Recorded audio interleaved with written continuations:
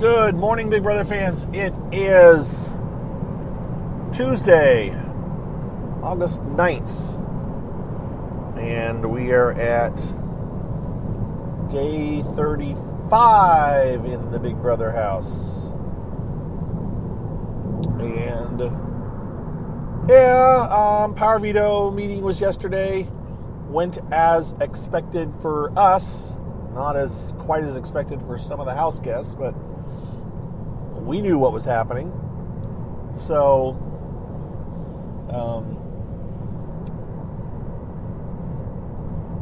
Michael used the power veto to save Terrence, Joseph, and Monty, and put up Daniel and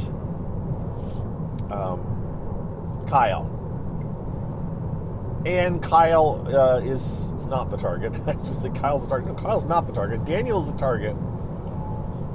But this house, like some other houses when there's been a clear dominance by an alliance, and at this point the leftovers has become that dominating alliance, is going to play with their food. And so it sounds like they're going to convince the house, the non-leftover alliance, that Daniel actually has a chance to stay and that Kyle may go. Now, how they're doing this is that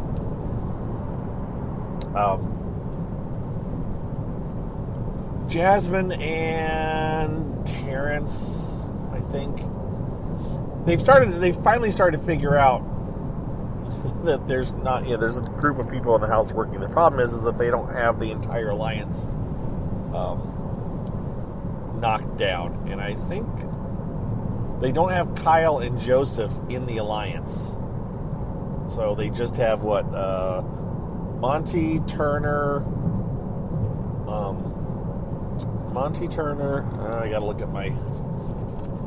I gotta look at my cheat sheet. So they think that what we'll call the leftover alliance that they think exists, or I think they're calling it. Are they calling it the house? Is that what they're calling it? Anyways, they think that it is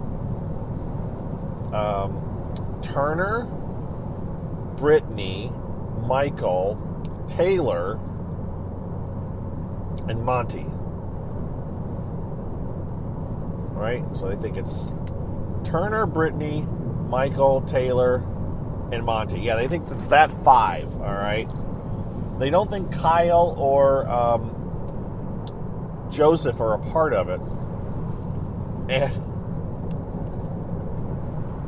And so they've been sharing information with Joseph, who's been reporting it back to the leftover alliance. And I believe, I don't know how serious they are, there's a bit of a plan afoot to let them, at least Jasmine and Terrence, think that it's going to be a close vote and that Kyle will get voted out and they will blame Brittany for messing up the vote. They will blame, meaning the non-leftover alliance. By the way, the leftovers call anybody that's not in the leftovers the convenience store. I don't know if I've said that or not, but that's one of their jokes.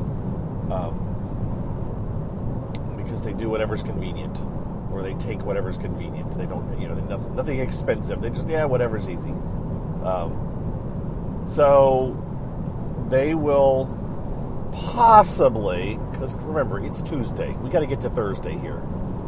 They will possibly continue to sow the seeds to make the non-leftovers, aka convenience store. See, I don't like necessarily using that name because it's not a name that they picked for themselves, and they aren't, they aren't a real alliance. But to make them think that they're going to manage to get Kyle voted out and Daniel will stay, and of course the night of the vote, it will not go the way they expected. So I thought we'd see a complete landslide yesterday. At this time yesterday, I thought for sure we'd see a complete 9-0 landslide to evict Daniel. We may end up seeing let's see, who will vote to get rid of Kyle? Well, Alyssa's not going to vote to get rid of Kyle. Is she? Is she really? Is that what's expected to happen here? I don't even know for sure. This is Jasmine and Terrence talking. So, Jasmine, Terrence, Indy would vote to get rid of Kyle. But I do not know where they think they're going to come up with 2 more votes. One's going to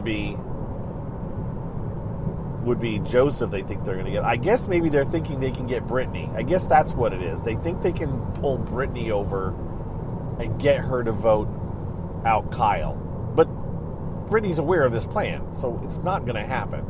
But they may think that they can do it. How's that? Sure. So that's going on. But at this point, we're just marking time until Daniel gets evicted, right? There's continued stuff, Taylor, Joseph, showmance, flirtiness, talk. But I don't even... I'll put it this way. My interest level in a Taylor Joseph showmance is really non-existent. I don't care. So I'm not investing the time to figure out if there's even a shot at it happening. All I know is that on the periphery of me watching timelines, I see people talking about that Joseph has some kind of a significant relationship outside the house. Don't quote me on any of this, by the way. Don't suddenly say, how dare Joseph even talk to another woman if he has a relationship. I'm not sure. My understanding was Joseph has someone that he's either very interested in or in some kind of a relationship outside the house. And so he's not messing with that, but he is willing. So this is where lines get drawn here. There's people that are like, you don't even talk to other women if you're in a relationship. And then there's people that are like, no, you can talk, you can flirt, as long as nothing happens, it's okay. So, in the Big Brother world, it's a game. You're trying to play a game. Joseph's not married to whoever this person is, as long as he's not, physically doing anything with Taylor. If he's in a relationship, by the way, which I don't know. But even if he was in a relationship, as long as he's not doing something with Taylor, if he wants to tug at her heartstrings a little bit and play mind games with her, hey, whatever, that's part of the game. This is not, well, I was gonna say this is not The Bachelor, or Love Island, but you know what? Screw that. They play all kinds of mental games and pulling on heartstrings on those shows. So who am I to judge? But point is, I don't care. It's not like it makes a difference. The Kyle Alyssa showmance thing was interesting in that Alyssa is not a part of the Leftover Alliance, and so it's putting Kyle in a bit of a conundrum.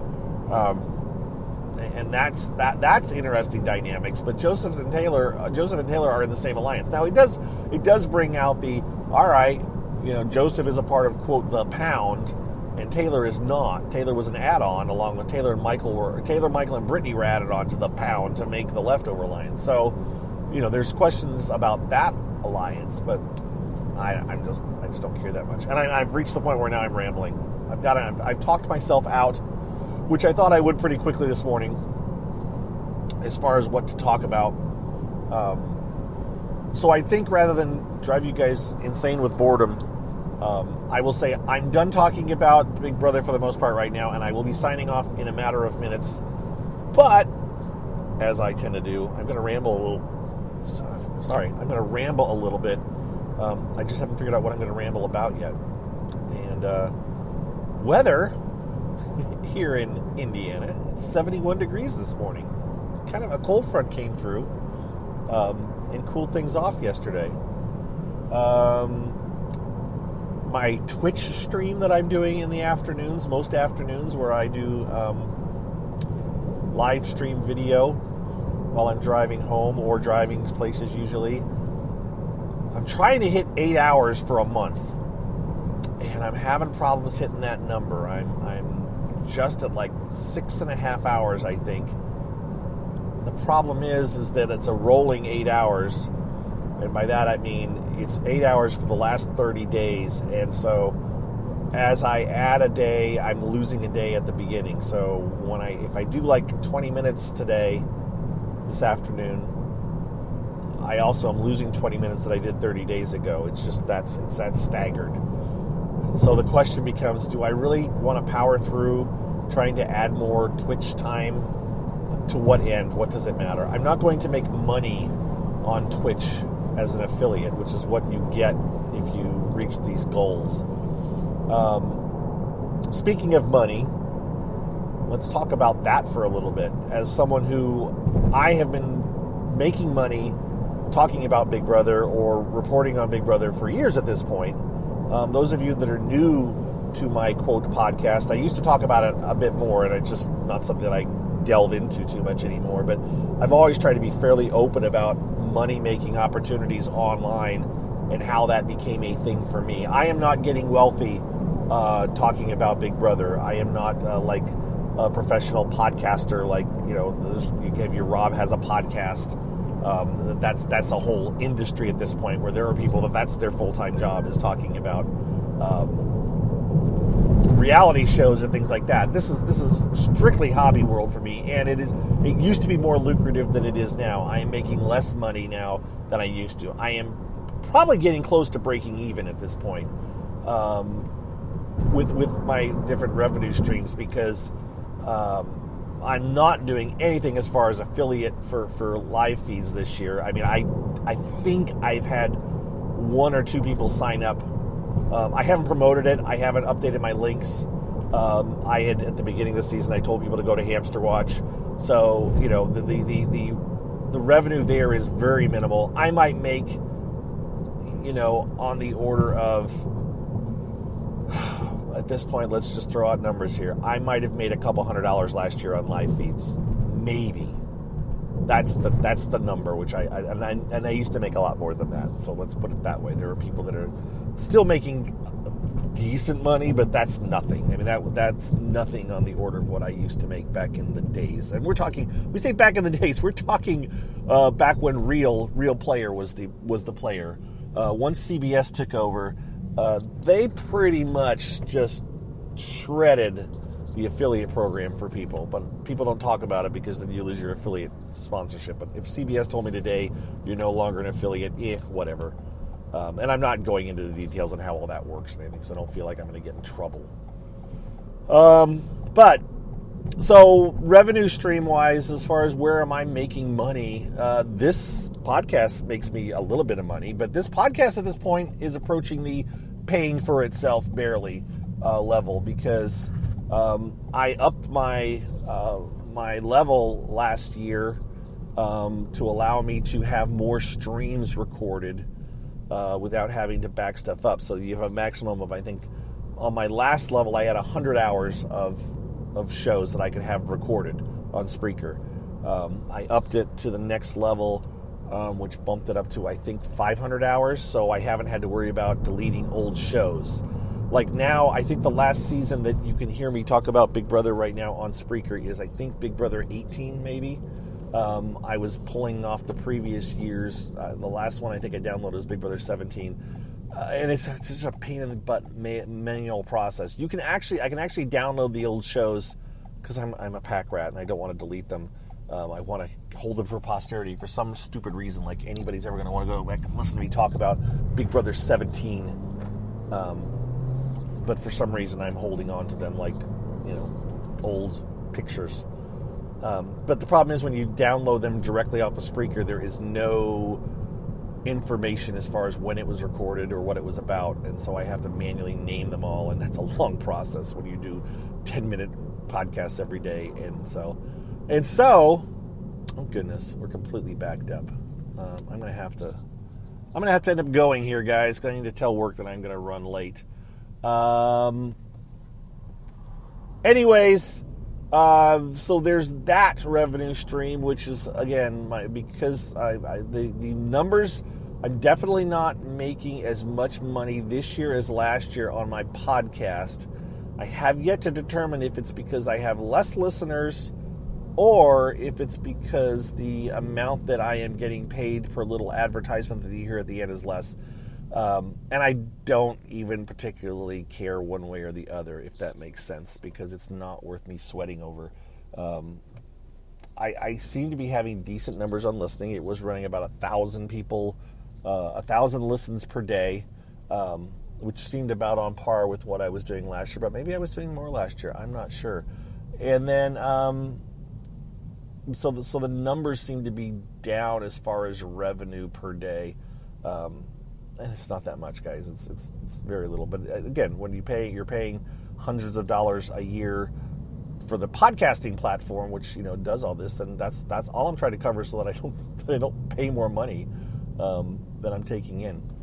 And then the last line of revenue thing is the patron, which is it hasn't really changed this year. I've gained like 1 or 2 patrons this year. Last year I gained more patrons. I was up to like 20 some at some point. This year it hasn't shot up.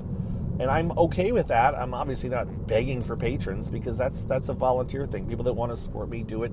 The people that have been doing it for years have been doing it for years, and I'm very grateful to them. So, if you do have an interest in becoming a patron, look, there's only really, it's a monthly charge. So June has been charged, what we started talking about before Big Brother started. July has been charged. August will be charged at the end of the month.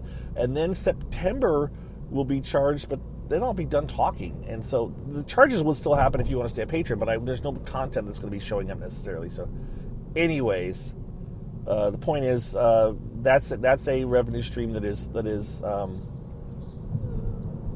happens and is consistent monthly, and I appreciate that. But that's where I'm, between all of those things, is where I get any kind of an income. And it's at this point, as I said, with my costs of websites that I don't really update anymore. So that's the question. Do I just get rid of my websites and stop paying GoDaddy to host my websites? There's other ways to get them for less, or do I, what do I do? And I haven't decided. I'm lazy. As long as I'm making as much money as I'm spending to talk about Big Brother, I'm kind of like, we just keep doing it, if that all makes sense. All right, so there is my Big Brother revenue talk. I've talked before about how to make Big Brother, or how to make money online, and there are ways. Oh, I have another revenue stream, actually, and I will spend a couple seconds talking about this now, because I don't need to call work, because that was a very brief traffic interruption. Revenue stream, actually surveys, Survey Savvy. Okay, this is numbers. I don't even mind throwing these numbers out at this point, because this has nothing to do with Big Brother. I am currently, so Survey Savvy is and that's not how it's spelled, and I may share a link if you're interested. I can send you an affiliate link, which means I get a little tiny bit, but that's not where I actually make the money. I don't think I get a share of the revenue that is paid out on the way that I make the most money on Survey Savvy. Survey Savvy is a survey site where you go and you spend like 10 minutes taking little surveys that you may get paid a quarter for, $1 for, they say, possibly. And a few years ago, I kind of pushed that and said, hey, if you guys want to check it out. And so I have like 20 people maybe that signed up through my affiliate link. I'm not even sure the number, and it's a bit of a pyramid scheme in that, or whatever you call it, multi-level marketing, in that if people sign up under them, then I get a fraction of what they get. And so, but we're talking, I have gotten checks for, $10, $20, maybe once a year from Survey Savvy. So you're saying once a year I might get a check for $15 or $20 for doing my own surveys or other people doing surveys. However, fairly often at this point, I get an email saying a special invite for a community. Okay, and it is research communities that they Survey Savvy gets people to apply for, and so I go and fill out a survey, and often, a lot of times, I don't qualify. However, over the last, and I've been in a few different ones in the past, and then I will kind of stop doing their surveys and they'll drop me. But the last year, I'm in 3 right now, and do I have a problem saying which ones I'm in? I don't know. Not sure. Let's just say I'm in one for I'm in one for a large retailer, and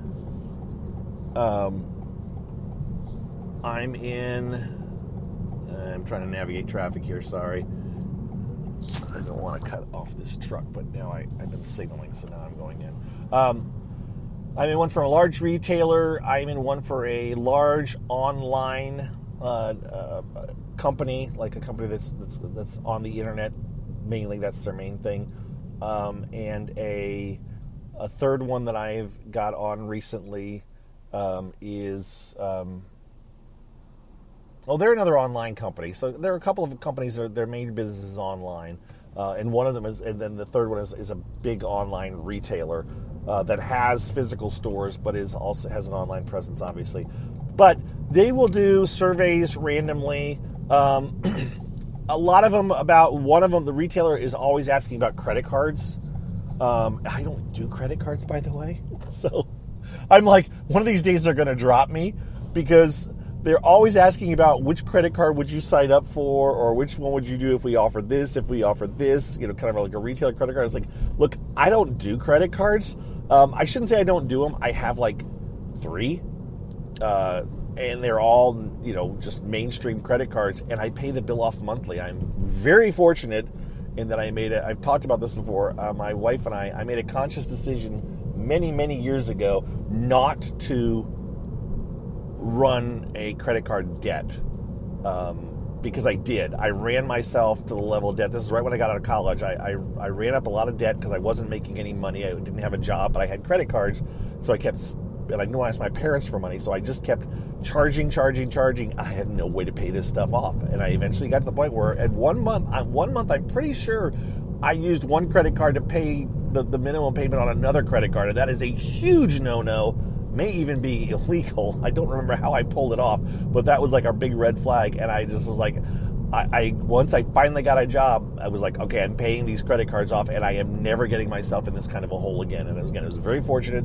I was young. Once I got a job, I had nothing better to spend my money on except for to pay off these credit cards, and so I did it. And I just vowed to myself, I am not running credit card debt. So we pay off our credit cards monthly. If we don't, it's because we screwed up and forgot. But then we get monthly charges. So as soon as you start those interest charges, boom. So I'm in this community where most of the time a lot of the questions are about credit cards, and my answer is, yeah, I won't sign up for any of these. I'm not going to, if you want me to sign up for a credit card, you better have a really darn good offer, and they're not asking you to sign up for credit cards, they're just asking you what would you sign up for. So I do these surveys, several a month, and then I will get, depending on the community, one of the communities I get a $10 Amazon card, $10 Amazon credit, basically, every month. So, it's $10 a month doesn't seem like much, but this is mad money for me. And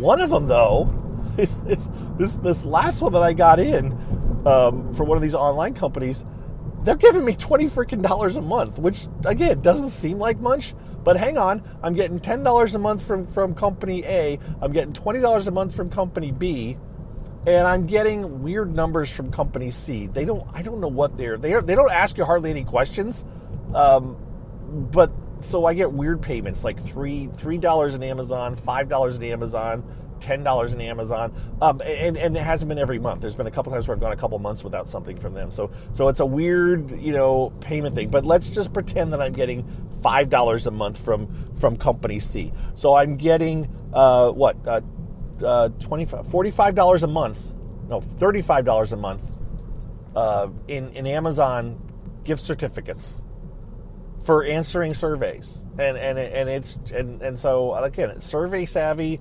It's SURVEYS, I think AAVEY. There's probably other ways you can get to these communities, but that's the one that I got to sign up for, and I would post the link, but I don't want to annoy people on my Big Brother feeds with affiliate links for stuff. Every once in a while I'll do it, but every time I do it, I think I'm annoying people, so I don't like to do it. So I'm just telling you guys about it. Again, getting into these communities took a while. I answered a lot of surveys, and a lot of times they would reject me. I swear I would answer. There's a question on these surveys all the time: is that how many email addresses do you actively check?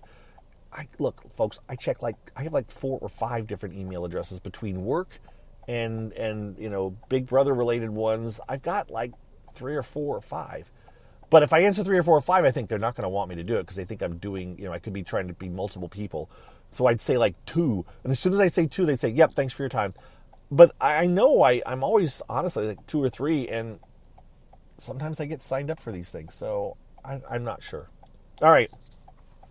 There's your rabbit hole of me adding another 15 minutes ago I said I was done. Obviously, for the last 15 minutes, I really have been talking about Big Brother stuff. So those of you that have hung through, thanks. Hope you enjoyed it. Hope you learned a little bit. You can make money online. You're not going to get rich unless you spend a lot of time. And maybe one of these days when things really slow down in the Big Brother house, I'll go back and revisit how the hell did I even get to where I'm at as far as this goes? And how can you, do something like what I'm doing if you're interested. I've done it before, but maybe I'll just do it again because I couldn't tell you where that information is that I did. So anyways, any other questions you guys have, you can always email me, ilovereality@gmail.com, or you can tweet at me, you can DM me. My DMs are open on Twitter, and I would be happy to answer your questions. All right, thanks everybody, and we will talk to you later. Thanks again, as always, to my patrons. And we'll talk to you all later. Have a good one. Bye-bye.